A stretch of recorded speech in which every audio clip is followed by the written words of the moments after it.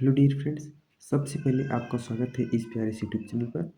D pharma second year के subject है biochemistry and clinical pathology. देखिए, बायोकेमिस्ट्री के नाम से ही लगता है कि केमिस्ट्री है, लेकिन हम बता दें आपको कि जैसे फर्स्ट ईयर की केमिस्ट्री थी उससे कई गुना ये सरल है। फर्स्ट फर्स्ट ईयर की जो केमिस्ट्री थी उसमें हमें बहुत सारे रिएक्शंस पढ़ने थे, बहुत सारे मॉडरेट स्ट्रक्चर थे जिसको कि थोड़ा समझना मुश्किल पड़ रहा था। लेकिन बायोकेमिस्ट्री में अगर बात करें तो सिंपल स्ट्रक्चर है, जैसे ग्लूकोज फ्रक्टोज का। जबकि फार्मास्यूटिकल केमिस्ट्री जो फर्स्ट ईयर का था उसमें फ्यूरेसेमाइड, बुमेटेनाइड, इन सब का स्ट्रक्चर पढ़ना था, जो कि बहुत बड़े-बड़े स्ट्रक्चर होते थे। इसलिए और दूसरी बात ये है कि बायोकेमिस्ट्री में जहाँ एक चैप्टर में 10-10 15-15 स्ट्रक्चर पढ़ने को थे, यहाँ पर एक चैप्टर में आपको 2 से 3 से 4 ऐसे स्ट्रक्चर पढ़ने होते हैं और सरल भी रहते हैं। तो चलिए शुरू करते हैं। पहले चैप्टर का नाम है इंट्रोडक्शन टू बायोकेमिस्ट्री।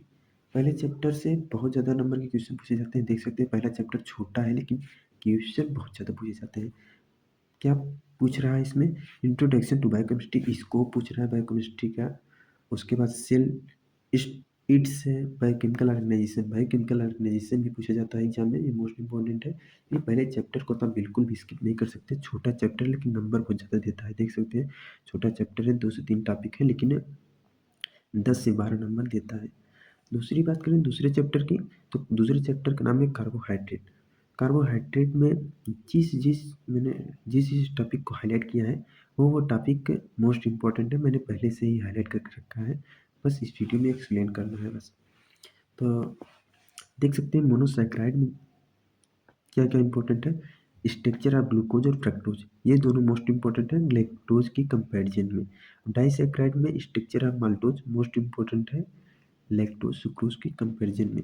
पॉलीसैकेराइड थोड़ा कम इम्पोर्टेंट है, लेकिन पढ़ाना तो सभी को है क्योंकि एग्जाम में तो कहीं से भी आ सकता है। लेकिन पिछले वर्षों के एनालिसिस के बेस पर हम मोस्ट इम्पोर्टेंट क्वेश्चन को देखते हैं। जिस जिसको मैंने हाईलाइट किया है वहाँ से क्वेश्चन ज़्यादा उठाए जाते हैं। देखिए, qualitative test and biological role of carbohydrate. Qualitative test तो सबका इम्पोर्टेंट है क्योंकि कार्बोहाइड्रेट का पूछ सकता है, प्रोटीन का भी पूछ सकता है, लिपिड का भी पूछ सकता है, किसी का भी पूछ सकता है, फैट का पूछ सकता है। तो कार्बोहाइड्रेट तो आप सबका इम्पोर्टेंट है। दूसरे चैप्टर के वेटेज की बात करें तो 8 से 10 नंबर के क्वेश्चन दूसरे चैप्टर से पूछे जाते हैं। अब तीसरे चैप्टर का नाम है प्रोटीन। प्रोटीन में क्या-क्या पढ़ना है? डेफिनिशन, क्लासिफिकेशन और क्लासिफिकेशन किसके किसके बेस पे, कंपोजिशन एंड सोल्यूबिलिटी के बेस पे एग्जाम्पल सहित पढ़ना है। इसमें जो मोस्ट इम्पोर्टेंट टॉपिक है स्ट्रक्चर ऑफ प्रोटीन, ये भी इम्पोर्टेंट है। उसके बाद qualitative test and biological role of protein and amino acid, ये इम्पोर्टेंट है। मैंने पहले ही कह लिया क्वालिटेटिव टेस्ट जितने का भी है सबका इम्पोर्टेंट है। और disease related to malnutrition of protein, ये इम्पोर्टेंट है, मैंने हाईलाइट किया, आप देख भी सकते हैं। तीसरे चैप्टर का वेटेज की बात करें तो 8 से 10 नंबर का है। अब हम चौथे चैप्टर की बात करें तो चौथे चैप्टर का नाम है लिपिड। लिपिड में डिफिनीशन, क्लासिफिकेशन विथ एग्जाम्पल, ये पढ़ना है। इसमें इंपॉर्टेंट क्या है तो भाई देखिए, मैंने पहले टॉपिक को तो पूरा कवर कर दिया है कि structure and properties of triglyceride. फिर fatty acid classification based on chemical and nutritional requirement with example, ये भी पढ़ना है। फिर आप structure and function of cholesterol in the body, ये थोड़ा एग्जाम में कम पूछा जाता है। Lipoprotein types, composition and function in the body, ये एग्जाम में बहुत ज़्यादा पूछा जाता है। क्वालिटेटिव टेस्ट तो मोस्ट इंपॉर्टेंट है भाई, किसी का भी पूछ सकता है, इसलिए मैंने सभी के क्वालिटेटिव टेस्ट को हाईलाइट करके रखा है पहले से ही।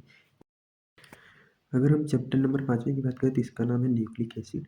इसमें definition, purine and pyrimidine basis, ये मोस्ट इंपॉर्टेंट है। उसके बाद स्ट्रक्चर ऑफ डीएनए, ये मोस्ट इंपॉर्टेंट है। आरएनए और इसके फंक्शन, ये भी इंपॉर्टेंट है। यानी ओवरऑल इसमें 6 से 7 नंबर क्वेश्चन पूछे जाते हैं। और चैप्टर नंबर 6वें की बात करें तो एंजाइम, ये एंजाइम के विषय में पढ़ना रहेगा। इसमें definition, properties, IUB and MB classification, ये भी इंपॉर्टेंट है।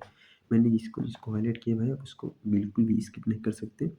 अगर आप इसको अच्छे से पढ़ लेते हैं जिसको जिसको मैंने हाईलाइट किया है, तो आपका बहुत अच्छा नंबर आएगा क्योंकि ये एग्जाम में बहुत ज़्यादा आते हैं। ये मोस्ट रिपीटेड क्वेश्चन भी है पिछले वर्षों के एनालिसिस पे, और उसी के बेस पे इस चैप्टर का वेटेज हम बता रहे हैं। ऐसा नहीं कि कोई क्लेरिफिकेशन है कि इस चैप्टर से इतने नंबर क्वेश्चन आएगा, लेकिन जब पिछले वर्षों का एनालिसिस है उसी के बेस पे ये सब वीडियो बेस्ड है।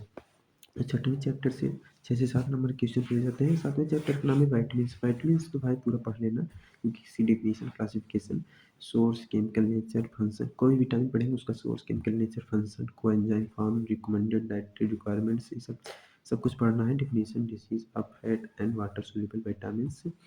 इसमें 7 से 8 नंबर क्वेश्चन पूछे जाते हैं। और 8वें नंबर की बात करें तो भाई मेटाबॉलिज्म मोस्ट इंपॉर्टेंट चैप्टर है और थोड़ा लॉन्ग भी चैप्टर है मुझे लगता है बायोकेमिस्ट्री का। और इसमें metabolism of carbohydrates, glycolysis, TCS cycle, glycogen metabolism, regulation of blood glucose level, disease related to abnormal metabolism of carbohydrate, ये मोस्ट इंपॉर्टेंट है। उसके बाद अगर नीचे उसकी बात करें तो हम metabolism of amino acid proteins, urea cycle, ये इंपॉर्टेंट है।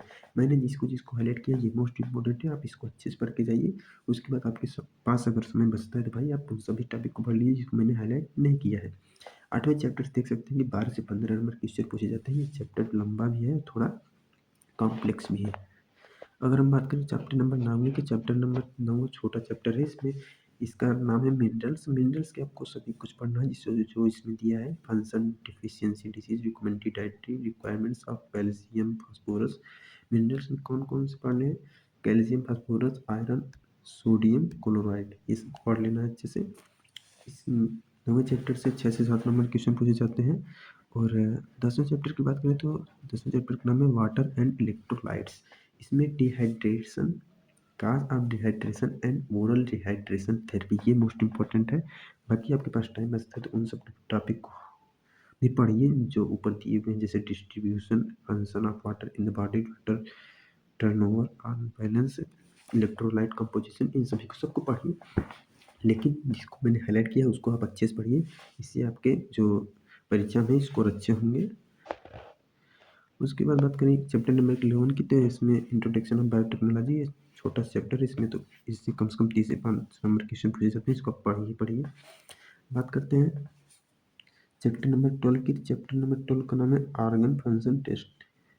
यहाँ से एक प्रकार से देख सकते हैं तो ये पैथोलॉजिकल चैप्टर है, जिसमें हम function of kidney, function of liver, lipid profile test, ये सब पढ़ना रहता है। उसके बाद चैप्टर नंबर 13 की बात करें, चैप्टर नंबर 12 से 10 से 12 नंबर क्वेश्चन पूछे जाते हैं। चैप्टर नंबर 13 की बात करें, introduction to pathology of blood and urine. इसमें normal and abnormal constituents of urine and normal and abnormal constituents of urine and their significance, ये मोस्ट इंपॉर्टेंट है। 13वें चैप्टर से 8 से 10 नंबर क्वेश्चन पूछे जाते हैं। तो फ्रेंड्स, यहाँ पे वीडियो समाप्त हुआ। अगर वीडियो हेल्पफुल लगी है यार, वीडियो को लाइक करके चैनल को सब्सक्राइब कर लीजिएगा। मिलते हैं नेक्स्ट वीडियो में, धन्यवाद।